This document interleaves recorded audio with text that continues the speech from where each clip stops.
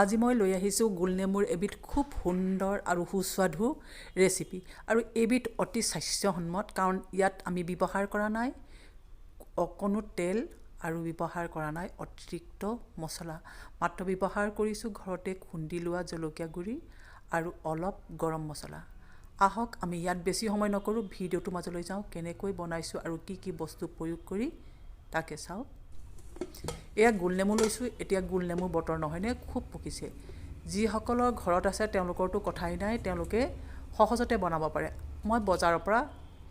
লৈ আহিছিলোঁ মই গোটেইকেইটা গোলনেমু আজি নবনাওঁ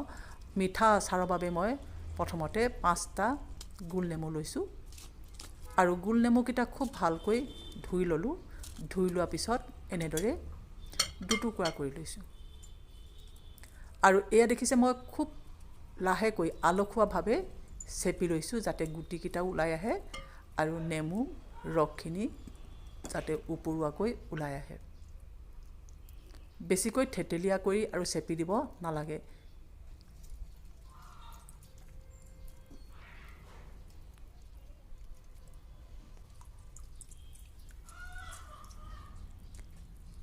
এনেকৈ মই আটাইকেইটা চেপি ল'লোঁ আৰু গুটিবোৰ এৰুৱাই লৈছোঁ আৰু এতিয়া দুভাগ কৰিলোঁ মুঠতে এটা গোলনেমুত মই 4 ভাগ কৰি ল'লোঁ আৰু গুটিবিলাক এৰুৱাই লৈছোঁ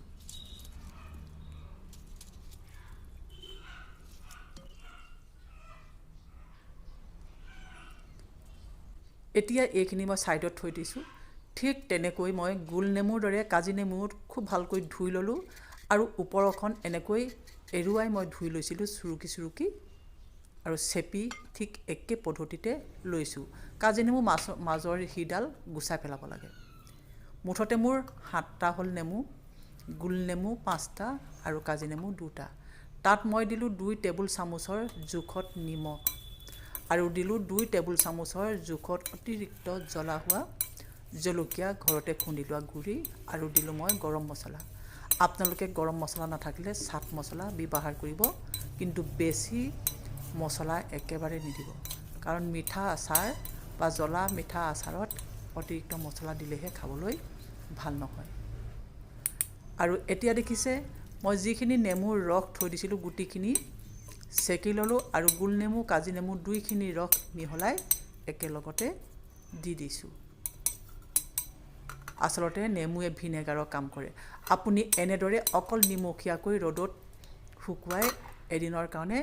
বটলত ভৰাই থৈ দিব পাৰে কিন্তু মই এতিয়া বনাম মিঠা আচাৰ আৰু এইকেইটা নেমুৰ কাৰণে মই লৈছোঁ আচলতে এপোৱা চেনি সেইকাৰণে আপোনালোকক মই নাৰিকলৰ টেমাটোৱে দেখুৱাই দিছোঁ আৰু তাত খুব ধুনীয়া ৰং আৰু সুগন্ধ আহিবৰ বাবে দি দিছোঁ গুড় 1 টেবুল চামুচৰ জোখত আপোনালোকে অলপ বেছি দিলেও কিন্তু অকণো বেয়া নহয়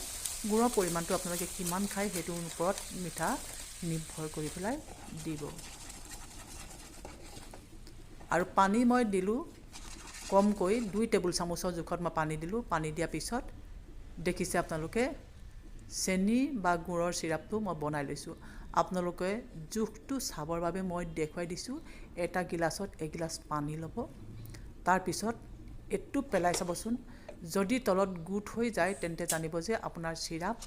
প্ৰস্তুত হৈ গ'ল আৰু এনেদৰে চিৰাপ প্ৰস্তুত কৰি ল'লে আপুনি 5 বছৰ পৰ্যন্ত আচাৰ থ'ব পাৰে 10 বছৰ থ'লেও কিন্তু একো বেয়া নহয় এবিধ মিঠা আচাৰ এতিয়া দেখিছে মই যিখিনি সানি লৈছিলোঁ সেইখিনি ইয়াত মিহলাই দিলোঁ এনেকৈ ৰ'দত দিব পাৰি বাকলিখন সেউজীয়া ৰংটো ঠাইত হালধীয়া অহালৈকে কিন্তু মই এতিয়া ৰ'দত নিদিওঁ যিহেতু মোৰো খুব বেছিকৈ কাম খৰধৰকৈ মই কৰিবলগীয়া হয় সেয়েহে মই একেবাৰে সহজ পদ্ধতিবোৰেই মই বিচাৰি থাকোঁ দেখিছে সেইখিনি মই আকৌ জুইত তুলি দিলোঁ মাত্ৰ এনেদৰে এটা উতল আহিবলৈ দিলোঁ যিটো উতলে বাকলিখন সেউজীয়াৰ পৰা হালধীয়া কৰিল তাতোতকৈ অকণো গৰম নকৰিব আৰু এনেদৰে ঠাণ্ডা হ'বলৈ থৈ দিব মই ঠাণ্ডা নোহোৱা আগতে আপোনালোকক তাৰ জোলখিনি দেখুৱাই দিছোঁ কাৰণ আমাক এইখিনি মিঠাতেলৰ সলনি এইটো জোল আমাক দৰকাৰ হয় বেছি গ্ৰেভি কৰিলে কিন্তু ভাল নহয় ডাঠ হ'ব নালাগে একেবাৰে মই উতলি থকা অৱস্থাতে দেখুৱাই দিছোঁ নমাই পেলাই গৰম হৈ আছে একেবাৰে দেখিছে জোখটো ইমানটো জোখত ৰাখিব খুব ধুনীয়া হয় তেতিয়া আৰু সম্পূৰ্ণ ঠাণ্ডা হ'বলৈ এৰাতি আপুনি এইখন কেৰাহীত বা